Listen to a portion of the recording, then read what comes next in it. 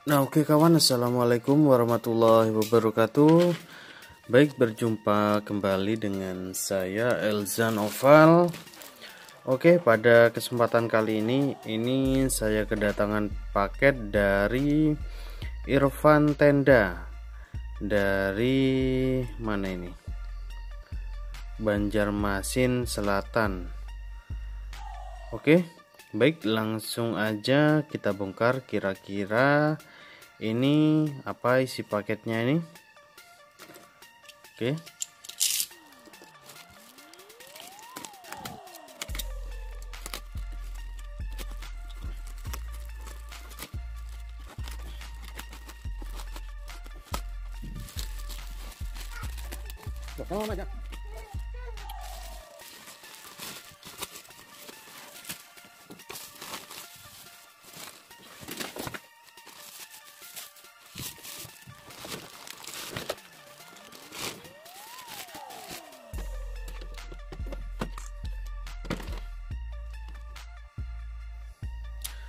Nah, oke kawan, jadi ini dia isi paketnya. Power supply ZTE ZXD 2400. Oke, baik, ini kita coba nyalakan aja kira-kira kondisinya seperti apa. Oke, ini sudah saya colokkan. Ternyata kondisinya mati total ya. Jadi tidak ada tanda-tanda kehidupan sama sekali. Baik, jadi ini langsung aja akan saya bongkar kira-kira seperti apa isinya di dalam ini. Kok kondisinya dia mati total. Oke, akan saya bongkar dulu power supply-nya. Nah, oke kawan, jadi ini dia untuk power supply-nya. Setelah saya bongkar, oke, sekilas terlihat tidak ada komponen yang rusak dengan ciri-ciri meledak atau menghitam gitu. Ini semua terlihat aman-aman saja, semua masih terlihat bersih. Oke, cuma ada kotoran debu lah ini. Oke, ini elko nya ini solderannya kurang rapat. Oke, jadi ini kalau bisa kita perhatikan, nah jadi di sini nih ada banyak sekali bekas solderan yang saya juga nggak tahu itu solderan yang arahnya ke mana dan fungsinya untuk apa, saya juga belum paham. Sepertinya kalau solderan yang area sini ini tuh arahnya ke bagian IC supply PWM nya ini. Jadi itu yang berguna untuk mensuplai IC PWM nya. Baik, ini kita coba nyalakan aja dulu menggunakan bohlam safety. Oke, akan saya persiapkan dulu. Oke, baik, jadi ini untuk bohlam safety sudah saya persiapkan. Oke, dan juga ini kita pantau untuk display dan kipasnya. Oke, kita coba nyalakan. Bismillahirrahmanirrahim.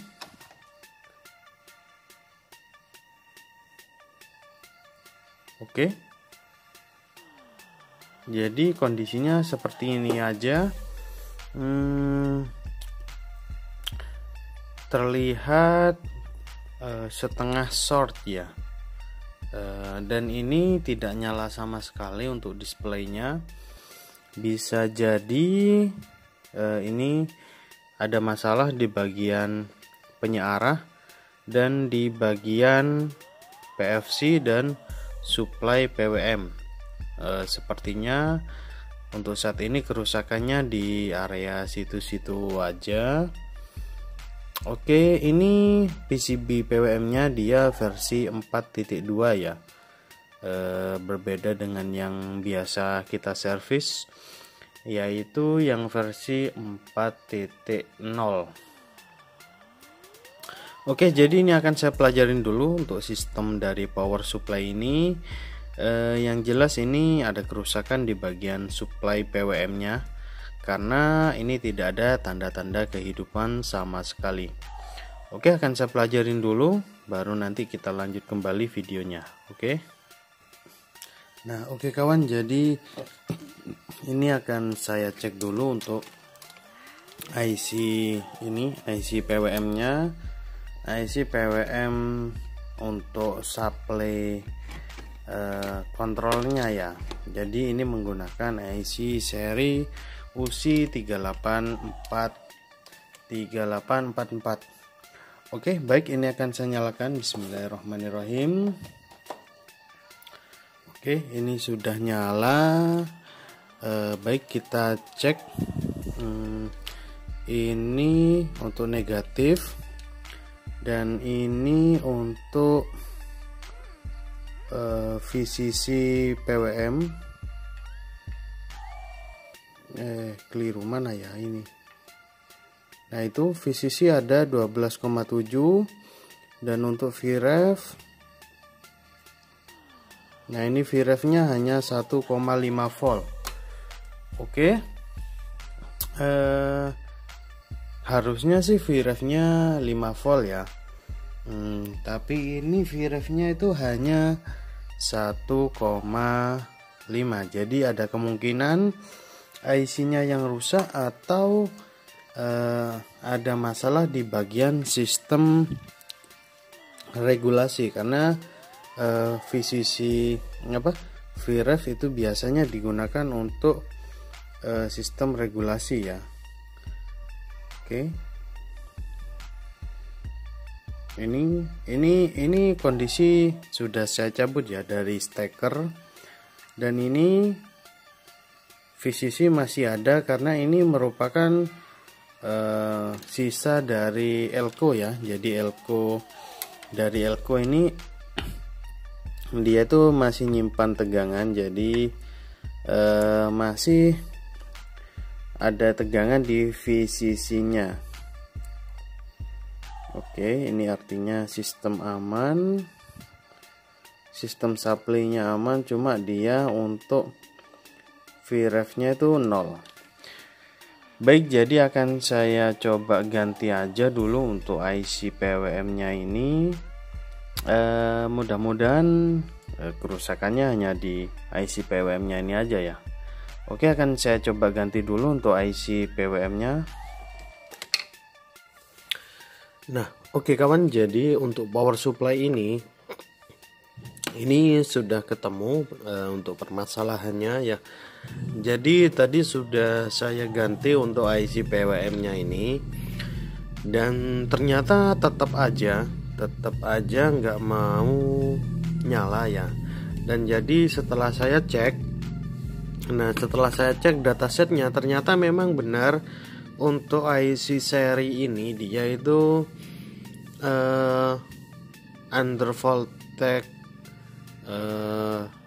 switch on-nya. Jadi dia itu tegangan minimum yang diperlukan untuk power supply ini bekerja itu sekitar 15 apa 16 volt gitu. Lupa saya datasetnya. Nah, jadi sebelumnya ini kan sudah kita cek. Jadi untuk tegangan startingnya dia itu kan hanya 13 volt. Nah, oleh karenanya VREF-nya dia nggak keluar karena dia tegangan startingnya hanya 13 volt. Jadi setelah saya teliti untuk air supply, flashing supply PWM-nya, dia tuh R-nya aman, tidak rusak. Jadi saya curiga ada masalah di kapasitornya, mungkin kapasitor ini. Nah, jadi ini dari flashing power supply dari RB plus-nya itu saya tambahkan kapasitor ini, saya tambahkan elko ini, tujuannya untuk menambah tegangan supply PWM-nya. Oke, jadi ini PWM-nya sudah mau bekerja. Oke, kita coba nyalakan. Bismillahirrahmanirrahim. Nah oke, ini kipas sudah nyala, itu PFC akan bekerja sudah. Baik, ini kipas belakang akan saya pasang dulu dan bolam safety akan saya bypass. Kita coba nyalakan, kira-kira power supply ini sudah mau nyala normal atau enggak. Oke. Nah baik, jadi ini sudah saya pasang untuk voltmeternya. Baik, ini akan saya coba nyalakan. Bismillahirrahmanirrahim.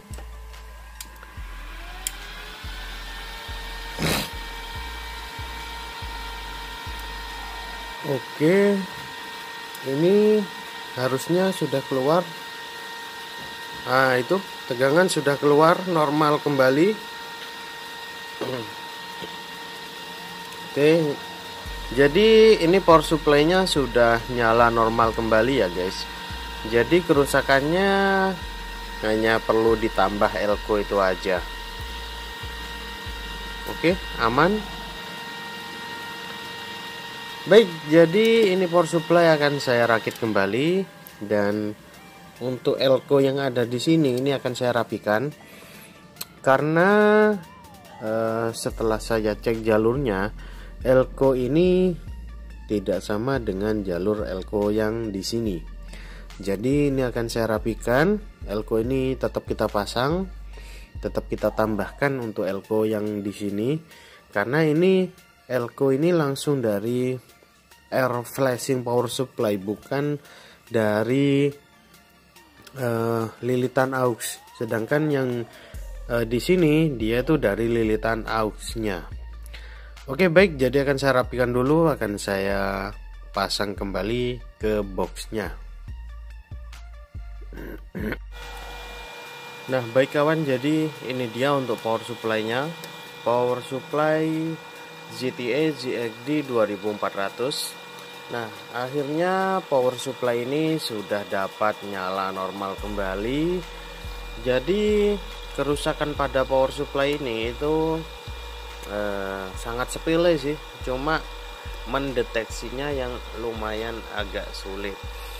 Nah oke, jadi mungkin demikian aja untuk video pada kesempatan kali ini dari saya. Video tentang cara servis power supply ZTE ZXD 2400. Baik, alhamdulillah power supply ini dapat nyala normal kembali.